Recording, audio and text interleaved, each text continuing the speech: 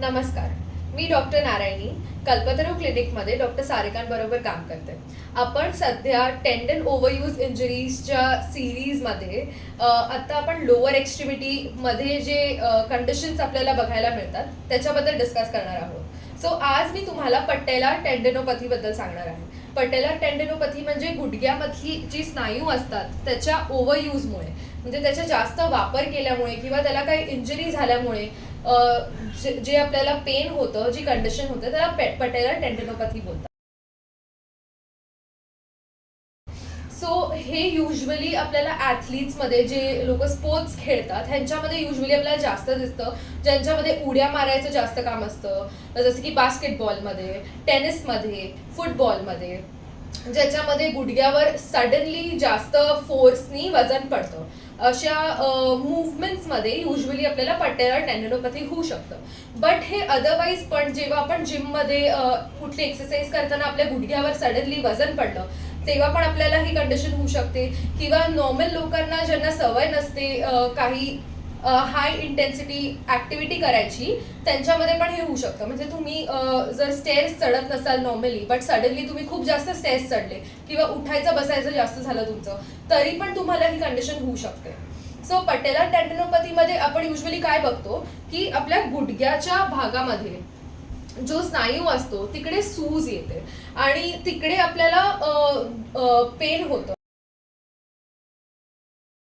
तर हे पेन आपल्याला कधी होतं, आपल्याला उठताना बसताना त्रास होऊ शकतो, आपल्याला शिडी चढताना उतरताना त्रास होऊ शकतो, आपल्याला त्या पायावर वजन देताना त्रास होऊ शकतो. स्पोर्ट्स प्लेयर्समध्ये जे स्क्वॉटिंग ॲक्टिव्हिटीज आहे, खाली बसायचं उठायचं किंवा एका पायावर वजन द्यायचं जे पोझिशन आहे त्याच्यामध्ये, किंवा गेम खेळताना पण त्यांना त्रास होऊ शकतो.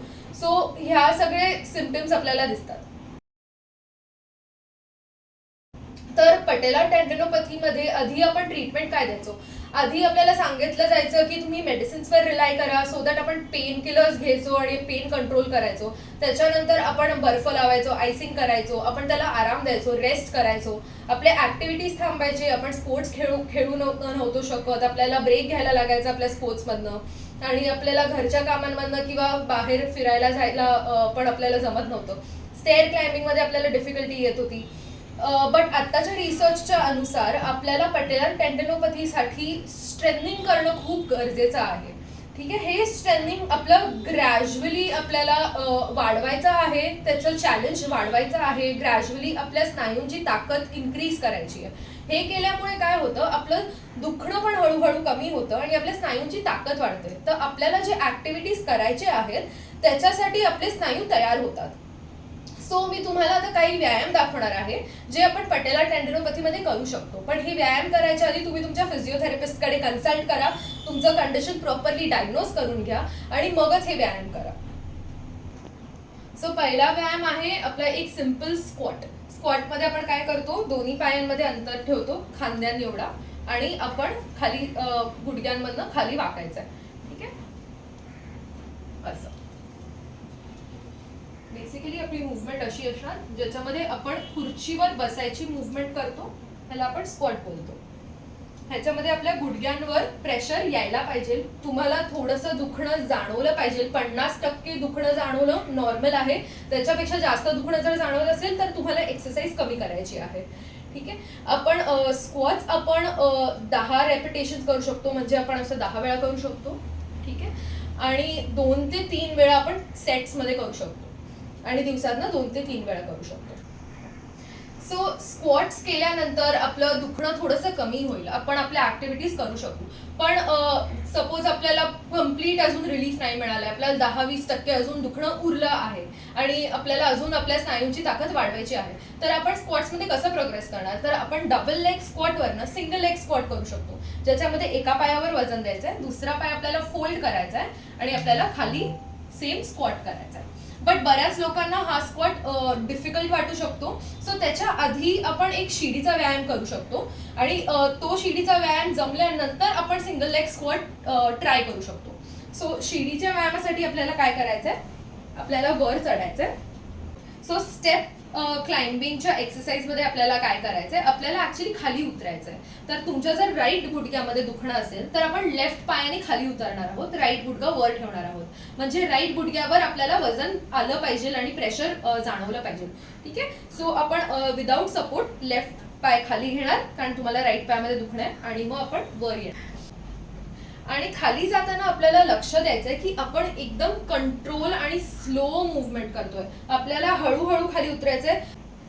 सडन जर्कनी आपल्याला खाली असं नाही उतरायचं, नाही तर गुडघ्यावर चुकीचं प्रेशर पडू शकतं आणि त्याच्यामुळे तुमचं दुखणं वाढू शकतं. सो आपल्याला लक्षात ठेवायचं, आपण हळूहळू खाली जाऊ आणि हळूहळू वर येऊ. हा व्यायाम सुद्धा तुम्ही 10 ते 15 वेळा करू शकता आणि त्याचे 2 ते 3 सेट्स करू शकता आणि दिवसांना 2 ते 3 वेळा करू शकता. जर तुमचं दुखणं वाढलं 50%पेक्षा जास्त, तर थोडंसं तुम्ही एक्सरसाइज कमी करू शकता आणि ग्रॅज्युअली आपल्याला इन्क्रीज करायची एक्सरसाइज, तो तसं तुम्ही फॉलो करू शकता. बट कुठलीही एक्सरसाइज करायच्या आधी तुमच्या फिजिओथेरपिस्टकडे प्लीज कन्सल्ट करा आणि मगच एक्सरसाइज करा. हा जो जिन्याचा व्यायाम आहे तो तुम्ही घरी जिन्यावर करू शकता, पण जर ह्याच्यामुळे तुमचं दुखणं 50%पेक्षा जास्त वाढतंय आणि पूर्ण दिवस जर राहतंय, तर तुम्ही स्टेपरची हाईट कमी करू शकता किंवा तुम्ही पाटावर सेम व्यायाम करू शकता, कारण त्याची उंची कमी आहे. आणि एकदा तुम्ही ह्याच्यावर कम्फर्टेबल झाल्यावर तुम्ही परत जिन्यावर ट्राय करू शकता. परत एकदा पाटावर आपण सेम करणार आहोत. जर आपल्याला राईट गुडघ्यामध्ये दुखणं आहे तर आपण लेफ्ट पायाने खाली जाणार आणि वर येणार. स्लो आणि कंट्रोल्ड मुवमेंट, जर्क नाही द्यायचा. जिन्याचा व्यायाम तुम्हाला कम्फर्टेबली जमल्यानंतर तुम्ही सिंगल लेग स्क्वॉट करू शकता, ज्याच्यामध्ये तुम्हाला सपोर्ट घेऊन एक पाय फोल्ड करायचा आहे आणि खाली बेंड करायचं. सो आय होप या व्हिडिओमधनं तुम्हाला पटेलर टेंडनोपॅथी बद्दल बऱ्याच गोष्टी कळल्या असतील. तुम्हाला काही प्रश्न असतील तर तुम्ही आम्हाला कॉमेंट सेक्शनमध्ये विचारू शकता. तुम्हाला हा व्हिडिओ हेल्पफुल वाटला असेल तर तुमच्या फ्रेंड्स आणि फॅमिली बरोबर नक्की शेअर करा. Thank you so much for watching and stay tune for the next video.